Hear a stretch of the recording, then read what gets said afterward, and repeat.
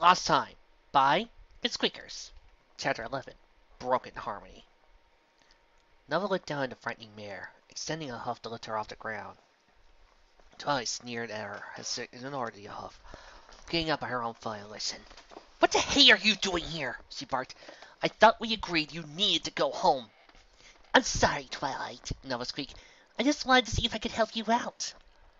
She timidly backed away, wearing the most pitiful mace she could muster.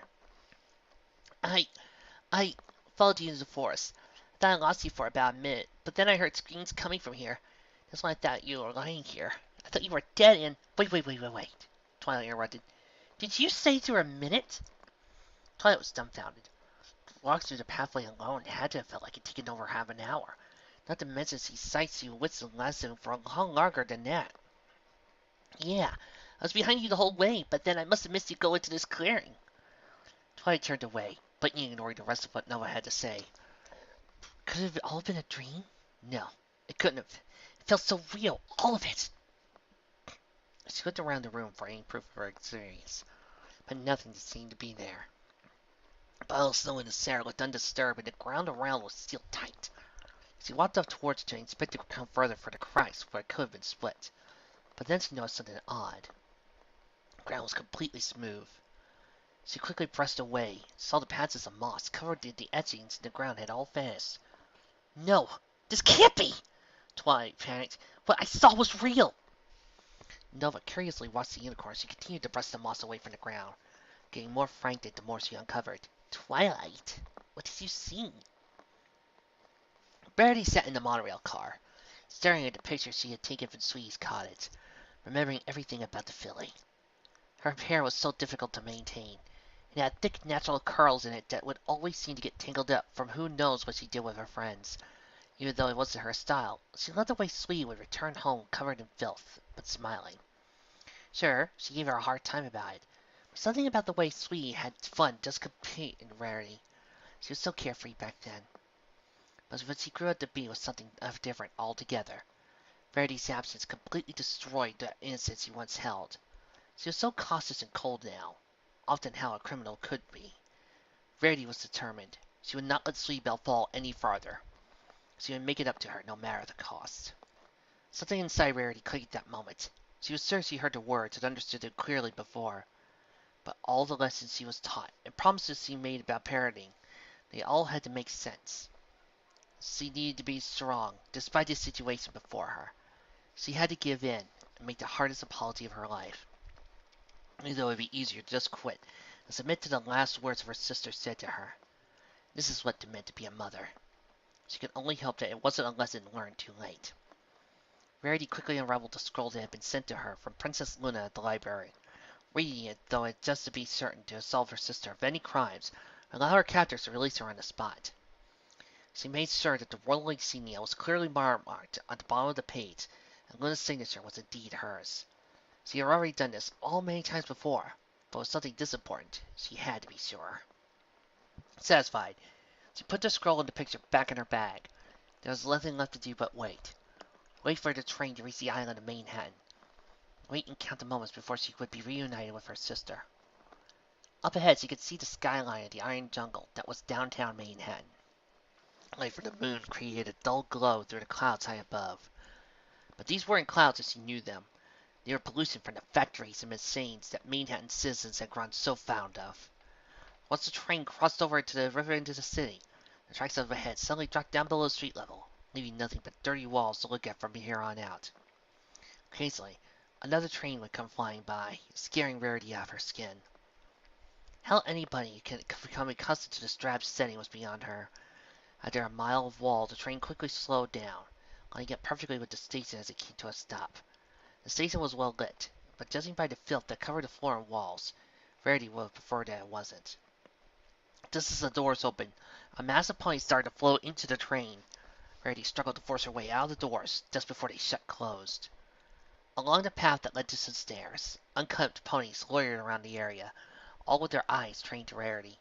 Some looked as if they were about to mug her, dressed like hoodlums and gang members. The others, the filthy, unkempt ones, reached out a hoof as if Rarity was supposed to give them something. She began to pick up the pace, lowering her head as she tried to avoid the stares of these lost souls. Was this really what had become one of the most cultured cities in all of Equestria? Vagabonds and hoodlums loiter around, waiting for their next target to prey upon, like a bunch of cave dwellers? Rarity couldn't wait to get back above ground. The sea wasn't much better, but it was nice to be able to have a breeze, even though it wasn't exactly what one considered fresh air. The city had changed so much since he had last visited, that it appeared that the city had adapted to the perpetual night by imitating cities like Las Vegas, where the lights seemed to shine from every possible direction. This was essentially irritating with ragtag citizens. The streets were bustling with strange metal contraptions that looked like miniature versions of the monorail cars. They would zip by, tethered to a network of wires that hung overhead. Luckily for her, the streets were still the same. Well, she never had a reason to go there before. She at least knew how to find a prison on her own. It was a bit far for walking distance, but she was utterly terrified of the metal contraptions that whizzed by. With that, she took the first step to begin her journey. As soon as her hoof made contact with the floor, a group of hooded ponies turned to her, all hussing each other and pointing as if the tourist radar had gone off. Verity froze in place before awkwardly turning around to find another route. Behind her, a group of unkempt vagabonds were sitting, instantly spying Rarity and holding their hose out. "Taxi!" she called out. The ride wasn't as bad as she expected, though she could see the opposite about the fare. She grumpily handed the bits over to the driver as he stepped out in front of the correctional facility. The cave gave her a dirty look, as the question what a mare like her was doing in a place like this, before turning and driving off. She didn't have time to dwell on it. If her assumptions were correct, her sister was somewhere on the other side of the unscalable stone walls. The building wasn't modern like the rest of the city. It almost resembled a dungeon from olden times. Verity made her way to the front door, only to be greeted by a stallion peeking through a tiny window in the middle of the door. "What do you want?" he said with a voice that resembled gravel in a blender. Rarity timidly held the scroll to the tiny window. "I'm here to retrieve my sister," she squeaked. The window suddenly closed shut, while a small drop box opened up below it. Rarity dropped the scroll into the box, which shut before she had a chance to remove her hoof. After a couple seconds, the window slid open again. The guard peeked out once more. "It's a fake! Go away!" he said bluntly, before slamming the window closed again. Verity was pissed. Her horn started to glow as she jumped up on her hind legs. She pressed her hose against the door, forcing them through the solid object as if some kind of specter, and grabbed the stallion by his armor, pulling him against the door as hard as she could. As he expected, the window opened up again while a shaky stallion on the other side, his voice losing any of the roughness. "Oh, is there something else I can help you with?" he started. "Yes, there is. This letter was delivered to me by Princess Luna herself. I assure you, it's real." She appeared to roar like a manticore, even at her voice. "Let me go get my supervisor," he timidly responded. Verity let him go with a smirk. After verifying the insignia, signature, and watermark, the guards let Rarity in without another word. They had never before received an order like this, so there was no proper procedure for something like this. As far as they knew, they had to escort her around as if she was the princess herself. They led her down a damp, cold corridor to a cell, with a young mare laying on a pile of hay, with her back turned to the gate. Rarity wanted to call out to her, but she was afraid how Sweetbelle would react. "See, Annabelle, you are hereby released by the order of Princess Luna," the guard announced as he pushed the key to the lock. Oh, ha, ha, ha, you guys are funny. She mocked as she raised herself up. Don't you ever get tired of harassing? Sweetbelle looked up to see Rarity, standing in the frame of the open gate. Her eyes were shining with tears of joy as he started to lead the young mare. She could tell her sister wasn't going to make the first move. She couldn't. She was the mercy of the young mare. Sweetbelle wanted to yell at her. Let's push her out of the way and run away forever. Finally a free mare. She tried to turn away, tears choking her cheeks. But somehow, her gaze kept drifting back to the unicorn before her. I'm sorry, Verity said. It was frivolous to say anything more. Tried to try and make excuses to say it was all her fault, as he begged for forgiveness. Both Rarity and Sweetbelle knew this. They would get so frustrated every time a character would prolong the apologies in their romance novels and movies. Even though she was a free mare now, she felt a weight on her chest, preventing her from running out the doors to reclaim whatever little life she missed out on. She stamped her hoof ground in frustration. what is there left for me? My friends, all gone. My life missed out on. Nothing left for me. She was done running. She rushed over to her sister, threw her hose around her as tight as they would go, crying as hard as her eyes would allow. Rarity returned the hug. never wanting to be apart from her sister again. I'm so sorry. I never meant to say those things. Verity shuts the bawling unicorn. You had the right to hate me. I'm just glad you were able to forgive me for what I had done. It was always my fault. If I hadn't been so selfish to try and reclaim a day of lost time, I would never have lost 15 years instead. Verity nudged her gently with her nose. Just yesterday would probably get out present. Let's go home. If Twilight had been all right to walk, she would have led Nova to her by her ear back to Ponyville. Instead, she was forced to use her as a crutch. Her head ached, and her vision was blurred from tears. She replayed the scenes in her head over and over again. It was crystal clear, everything that had happened, but she still couldn't find any proof that it did happen.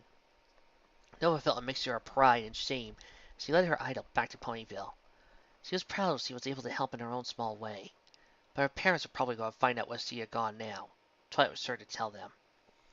Just at the outskirts of Ponyville, Twilight lowered herself off the shoulder of the young mare. I'm going to take you straight to the station, and I'm not going to let you out of my sight until you are on that train and the doors are closed, she scolded. What are you even thinking, following me into Everfree Forest? Twilight didn't even wait for an answer before she began to forcefully escort Nova to the station. A long and quiet walk, something that Nova was grateful for. Though she really wanted to say something like an apology, even though she meant no harm. She had been a little annoying, and not to mention she went against Twilight's wishes to lie to her. Nova let her head down, sighing. I am sure one annoying fan. As he rounded the corner to the station, he noticed that the entrance to the platforms were blocked off. Twilight rushed over to the information booth, right frantically on the window. An old mare turned around in her chair and lazily responded to the frantic unicorn. Yes, can I help you? What's going on? Why is the station closed? I need to get some pony back to Camelot right now. Look, lady, I don't know what to tell you, but there are no more outbound trains for today. Something about servicing northbound rails up near Canterlot. She quickly turned the sign in her window around to the sign that read closed in cursive letters. You'll just have to come back tomorrow. Nova wanted to smirk, but her better judgment told her not to. Twilight looked back at the young mare with an exasperated look on her face. Looks like you're spending the night. Nova's cheeks felt tight. Twilight returned to the library, luring herself in. I'm home, she called out with hopes that Spike was around. The dragon came slowly to the balcony, having just snapped out of his mid-study nap. Twilight, you're back! He called out before noticing the young mare standing behind her. Who's your friend? She's just a mare that got lost along the way. She was supposed to be back at Camelot, Twilight remarked, shooting a stink eye in the direction of Nova. But the monorails are closed, and I just couldn't leave her out there on her own. Spike, can I ask you for a favor? Spike descended the steps until he was down to Amaris. Anything, Twilight. I need you to look after Nova while I go get our friends. She leaned towards Spike and just restlessly telling him a secret. She needs help with her studies, so could you keep her occupied? She requested, giving him a rather obvious wink.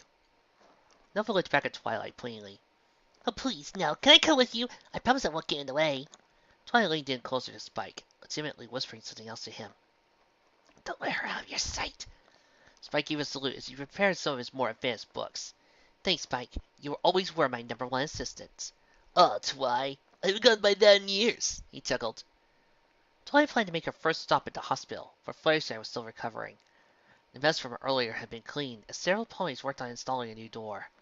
Twilight made her way around them to the counter where a shivering nurse stood, strapped tight in a sweater, standing in front of a personal space here.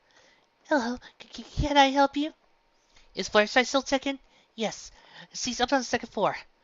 Would you like me to show you the way? The nurse offered hopefully. No, it's all right. I know where it is. For some reason, the nurse looked disappointed. Fluttershy's room was barely open. Twilight could hear the sounds of her sobbing. Twilight knocked on the doors to signify her presence. Fluttershy didn't even try to hide the fact she was crying.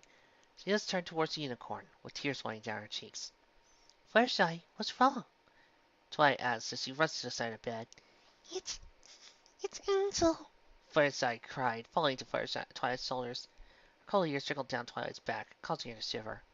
She had never seen Fluttershy cry this hard, and with her that was saying a lot. What happened? Is he okay? The distraught Pegasus pointed her hope to a no on the table as he continued to sob. Twilight couldn't make sense of the strange scribble on the paper. It was apparent, however, that one of Fluttershy's animals had written it. I don't understand. What happened? He's dead. It took a lot of time, but Twilight was able to calm Fluttershy down to the point where she could talk again. The tears, however, never stopped pouring out of her eyes. Sheriff told me that Angel passed in his sleep. She said her father was happy, and he loved me very much. I just can't believe he's really gone. Twilight lovingly stroked her mane as the butter yellow Pegasus confided in her. Fluttershy had been with Angel since he found him as a newborn baby bunny. It was only natural that she would grieve this much. Still, Twilight felt a sense of impatience growing in her. With the help of all the elements, Twilight could go back to a time when every pony was happy, back when their worries seemed so small. Well, that's when Fluttershy asked her the question she didn't really expect her to call about. I'm sorry. I wasted all your time with my grieving. Did you have something you wanted to see me about? Fluttershy asked. Twilight wanted to tell her. While she wanted to confess, she only came with the hopes that Fluttershy would help her get back to her own time. Did it really matter how she felt right now? Angel was alive in Twilight's time. Wouldn't that be enough for Fluttershy? Twilight, No, Twilight interrupted. It's nothing. I'm here for you. With a look of fencing, they were able to take Fluttershy out on the account of a family emergency, as they had put it. They returned to Fluttershy's cottage with a host of animals that had gathered around, some carrying small flowers or small offerings, while others just sat quite silently. In the center of the room, there was a small bed with an old hare laying motionless on it. The chair lit on an awful squeak of despair as he stroked his paw. Fluttershy watched forward of her own accord. Ignoring the pain in her hooves, she continued to cry for her little angel. The crowd of animals parted on in front of her, allowing her in the ring. Seeing the Pegasus, chair rushed past over and hugged her leg as tight as she could. With her wing, Fluttershy brought the white rabbit up to her cheek and nuzzled her gently, before allowing her to climb on top of her head. Twilight couldn't help but let a tear roll down her cheek. The emotions of the room were rubbing off on her. Fluttershy lowered herself to the deceased hare, unsure how to continue. As a pony who spent her life taking care of animals, she had seen death multiple times. Not it ever got easier to handle the more she saw it, but this one was different. Never before had she witnessed the death of something so close to her heart as Angel. With one hoof wiping away the tears from her eyes, she began to move the rabbit's arms so his paws rested over his chest. With the same hoof that was wiping away the tears, she held the mane out of her face and lowered herself down to Angel, giving him a kiss on the forehead before whispering something to his ear. Besides Twilight, an otter dragged a small log into the cottage. He tugged at her tail gently before gesturing towards the log. Twilight knew what she had to do. With a little magic Twilight was capable of performing without exerting herself, she whittled the log into a casket, which Fluttershy accepted and placed Angel in. In the back of her garden, she chose a spot right below the tree where she wanted his final resting place to be. I'm so sorry, Twilight, for dragging you into this. Fluttershy squeaked as Twilight dug the hole with her magic. No, Fluttershy, I'm here for you, Twilight cooed. I didn't want you to go through this alone. In one quick motion, the Pegasus pulled Twilight and wrapped her out in a hug. I couldn't have gone through this without you, Twilight, she sobbed. You really are a good friend. After helping Fluttershy lay the money to rest, Twilight found herself going back through Ponyville. It was her plan to go see Pinkie Pie on the way to Sweet Apple Acres, and hopefully convince Pinkie Pie to come with her, so they could help her reclaim her sanity. Twilight didn't have a plan for it, but she didn't really feel like she took the right approach last time. Before she decided to continue towards Pikamina's shack, she noticed a rainbow-colored streak in the sky. Rainbow! Twilight called out, hoping she could hear her. Immediately, the streak changed course and zipped right in front of Twilight. Twilight! Gasped Pan. Have you seen Scootaloo? I can't find her anywhere. She left so quickly I thought she'd come back home and... Dash! Twilight shouted, shoving a hoof in Rainbow Mane's Pegasus' mouth. What happened? Rainbow Dash sighed heavily, before wiping the wetness from her eyes, possibly from the snow hitting her face while she was flying. I heard Scootaloo. Bad. Real bad. Dash admitted. I had to find her, but I have no idea where she could have gone. Maybe you should take a break and clear your mind, Twilight offered, feeling a little bit selfish at the moment. I kinda need you to help with something too. Twilight, there's no time. I'll help you out later. But Scootaloo needs me now. Des was uncuriously perspective of Twilight's disappointment as he said that. Please tell you hate me for saying no, but I gotta do this. She wanted to protest more, but she had never seen Des this determined before. Not with her sonic rain boom, not with the Wonderbolts, not ever. She could see in the way that Das wasn't ashamed of her tears. In truth, she wasn't aware she was crying at the moment. I understand. I'll wait for you here in Ponyville. No matter how long it takes, just go make it up to Scootaloo. Twilight didn't even feel disappointed in saying that this time. Thanks for understanding, Twilight. You're a good friend. With a quick nod, dashed turned to take off, when Vesselza tugged at her tail. Twilight, please, I really have to go. Try to your clubhouse, Twilight suggested. Pink and Mia lay on her couch, clutching her two friends tightly against her chest. She had not moved from that spot for a few hours. Yet she hadn't been tired in the least. Something had irked her to the point where she couldn't even sit up without having a panic attack. Rarity hadn't been very talkative since Violet Diamond had left. In fact, Rarity hadn't said a word since. But Pink and Mia didn't even waste time speculating or trying to ask her why. She already knew she wouldn't answer her. There was something that Rarity saw in the mirror that really changed about everything how they felt about their friendship. It's like the feeling of nostalgia you get when you're depressed and you look back on the past much happier times. Everything seemed brighter back then. Pinky, don't let it bother you. I'm sure she'll come around, the Twilight Doll suggested. What makes you think I want to see that mirror again? The Twilight Doll crossed her arms condescendingly. I meant Rarity. There was suddenly a knock on the door, which caused Pink and Mia to perk up in elation. The Twilight Doll only snickered surreptitiously, causing Pink and Mia to slump down in embarrassment. Shut up, Twine! See her rumps. There was another knock on the door, followed by another voice. Pink and Mia, I don't know if you're there, but I want to talk to you. Pink and Mia rolled over on the ground and scurried over to the couch. Quietly, she wiped at the window to clear away some of the dirt that obscured her view. She peered through the hole to try and get a view of the mirror at the door. For her dismay, the angle was off, and the window was still blurry from the dirt. She could only make out certain shades of purple. I know we kind of left out on bad terms last time. I just want to try and make it up to you, the mirror continued. Pink and Mia stayed silent, trying to decide whether or not this mirror was worth trusting. She quietly walked over to the door, reached the door to handle, but stopped suddenly, unable to bring herself to open up. As long as we have each other, we don't need anybody else, she thought. She looked over to the Twilight Doll, who remained smiling on the couch, then to the Rarity Doll. The dumb was slumped over, lifelessly against the arm of the couch, remaining silent. Twilight raised a hoof to attempt knocking again, but quickly retracted it. He stood still in front of her. Disappointed, she turned and began to work into the flurry of snow. Hi! Not you, Flurry Heart. Suddenly, there came the sound of rusty hinges squeaking, causing Twilight to stop and turn around. There, standing in the doorway, was the greatest pink mare with a long, straight pink mane. Do you want to come in? She timidly offered. I'm left here. Twilight smiled. Twilight poured the contents of the packet into the cup of boiling water, mixing it gently with her magic. She held the cup up to Pink and Mia's face, inviting her to take it. Hot cocoa?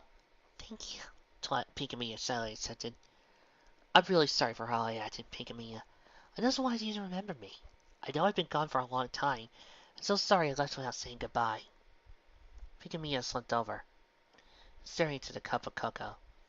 I'm sorry. I don't remember you. I'm trying really hard, but I don't think I remember. I remember every pony. You may have me mistaken for somebody else. Twilight was deflated. Maybe I am mistaken. Twilight looked up with a smile on her face. I hear you throw an awesome party for every pony you meet. Twilight and Pink and Mia spent most of the entire evening baking, decorating, and getting to know each other. The party had gone to full swing. For the first time in a long time, Pink and Mia wore a smile across her face as she hastily introduced Twilight to her own friends. Yes, here's Twilight. Pink and Mia smiled, holding the Twilight Doll to Twilight's face. A pleasure to meet you, Twilight, she played along. I've heard a lot about you, that you are very smart and a powerful mare. The opportunity to stroke her own ego was too good to pass up. Then Pink and Mia retrieved Rarity Doll, which had been sitting on the couch since Twilight had arrived. This is Rarity. I'm sorry she's been so quiet. She's been grumpy ever since Violet left. Twilight stood a little perplexed, but decided it wasn't important enough to concern herself with. Hello, Rarity. I really love your mane. What's your secret? She joked. For some reason, pretending to have a conversation with the lifeless objects didn't bother Twilight as much as she thought it would. Really, it only felt like when she would play with her Smarty Pants doll when she was a child, though real pleasure came from spending time with Pinky. It didn't matter to Twilight that Pinky thought she was somebody else, even though she told she would remember, but to see her smile was enough to make Twilight happy. She playfully took the Rarity Doll and swung her around, using her magic to start the record player off in the corner. After a few squeaks, some party music began to play. Twilight danced around with the doll, spinning and bouncing around the room. Silently, Pink and Mia joined in, grabbing the Twilight doll and joining Twilight into dancing. Together, the two mares giggled wildly as they danced the night away, so to speak. The festivities began to dwindle down as the two mares sat, parodied out on the couch. The music continued to play softly, as the occasional giggle could be heard from one of them. I had a lot of fun today, Pinkamia said. Me too, Pinkamia. Call me Pinky, she interrupted. All my friends call me that. Twilight smiled at the mare. So does that mean... Yeah, I think this is going to be the start of a really good friendship, Pinky continued. You're really fun to be around. I'm glad I met you, Starlight.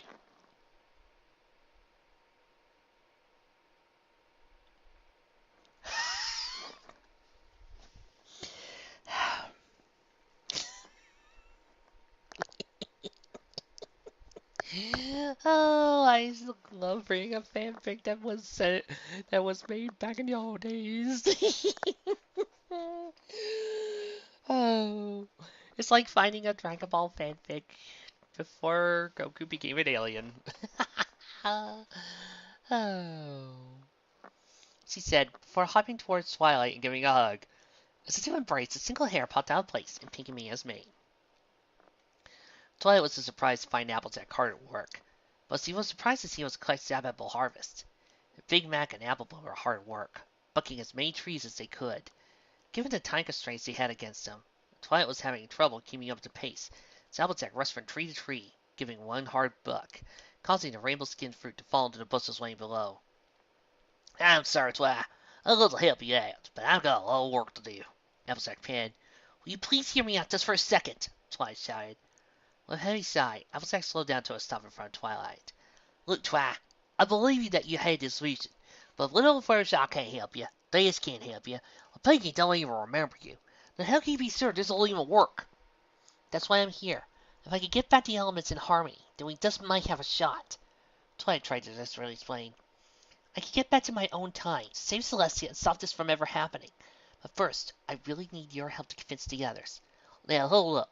Do you even have a plan for when you get back, if you ever get back? I thought you said that Celestia died because her time was up. Applejack removed her hat and placed a hoof on Twilight's shoulder. Believe me, I want to help you with all my heart. But from what you told me, you can't even use the elements. None of our friends can help you, and I don't even have a plan to even fix this if you do get back. Well, you're asking me to take a big risk, Applejack continued. Ever since the sun disappeared, we've been struggling to get by.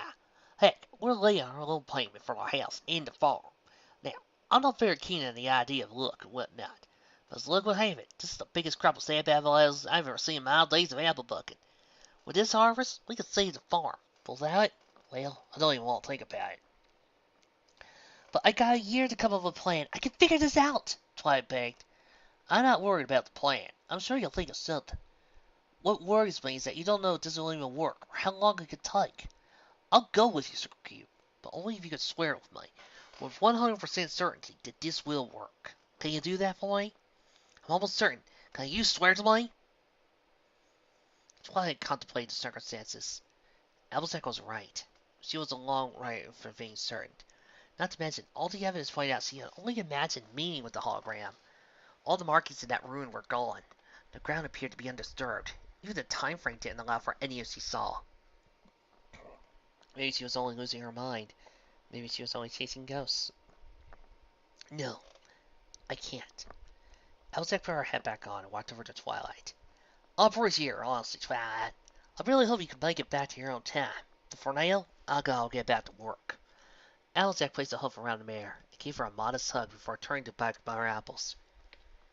Wait, Twilight called out to the workhorse. Can I help out? And late is probably the most screen time I've had all think, people. Rarity and Sleepbell had arrived in Ponyville, finally home together after 15 years. Sleepbell was elated. So long, home to her had been wherever the guards wouldn't go. Friendship was waiting for letters to arrive, and often spending weeks without any correspondence. Family, but that was all going to change. Everything would be better now that she was free and her sister was back. Rarity looked at Sleepbell's flank to see a stylized bell with a ribbon encircling it. What a lovely kitty mark, sweetie.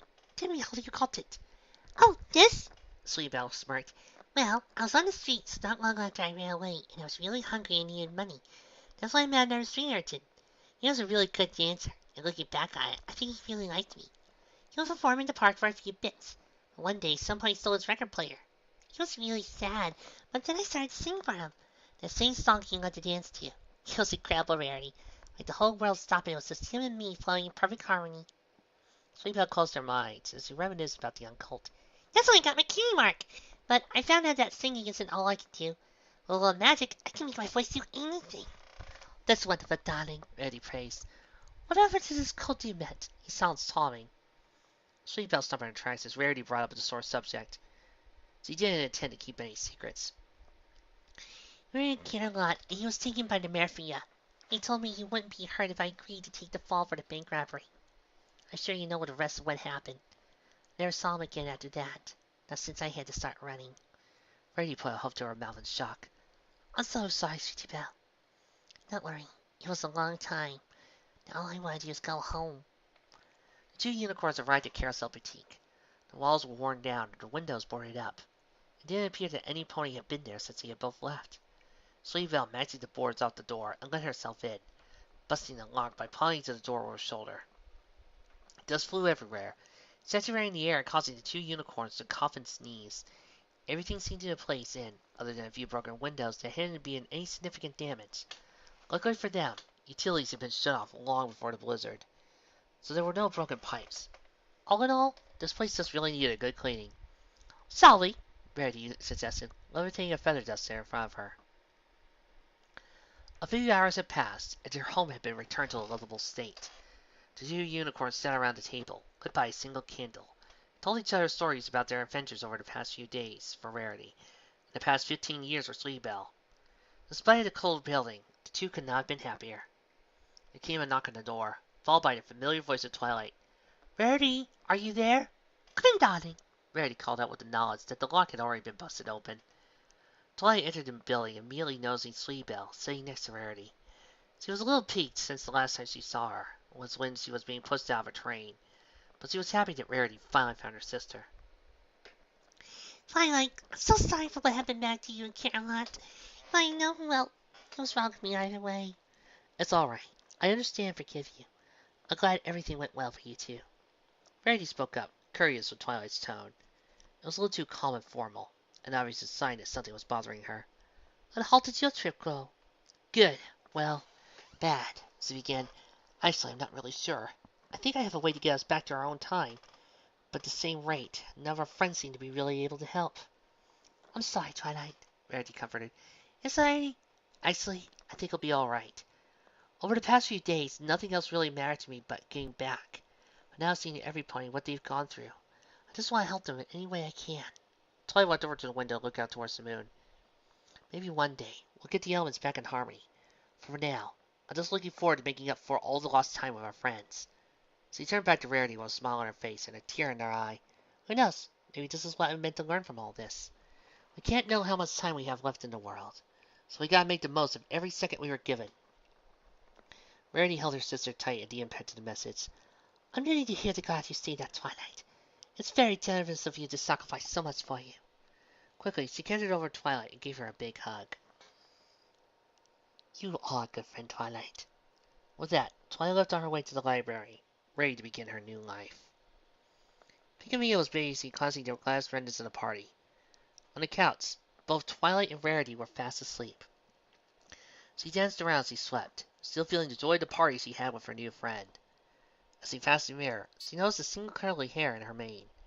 She began to curiously poke it out with her hoof, but a knock on the door broke her train of thought. Oh, that must be Starlight again, she thought as she skipped over to the door. With one quick motion, she opened up the door, and there was Starlight. Hello! Starlight and Pinkie began to have fun. I'm sorry, folks, but that joke was coming. But I was surprised. Instead of the unicorns he met earlier, it was a hooded figure completely dressed in black. Before she had a chance to react, a hoof flew in and contacted her right in her nose, sending her reeling back until she fell down on the floor. She clutched her nose in pain, struggling to scramble away from her assailant. It was no use. She had been back to the walls. The hooded figure cast and watched closer. So, Pinkie, the raspy voice approached as he approached the fearful mare. Heard you went insane. The figure flashed a toothy grin before reaching down towards the pink mare.